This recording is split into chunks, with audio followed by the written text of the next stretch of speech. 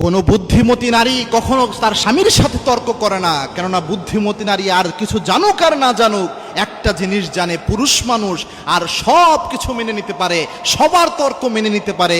নিজের সবচেয়ে আপন মানুষ, নিজের কাছের মানুষ, স্ত্রীর তর্ক একজন পুরুষ মানুষ মেনে নিতে পারে না। মনে রাখবেন প্রিয় বোনেরা, আপনার স্বামীকে আল্লাহ রাব্বুল আলামিন আপনার পরিচালক বা আপনার সহযোগী হিসেবে পাঠিয়েছেন। আল্লাহ রাব্বুল আলামিন বলেছেন, হুন্না লিবাসুল লাকুম ওয়া আনতুম লিবাসুল লাহুন্না। পুরুষরা যেইভাবে নারীদের পোশাক, নারীরাও পুরুষদের পোশাক। এই জন্য পুরুষরা যখন রেগে যায়, আপনি চেষ্টা করেন আপনি আস্তেভাবে শান্তভাবে তাকে তার রাগটাকে ভাঙানোর জন্য।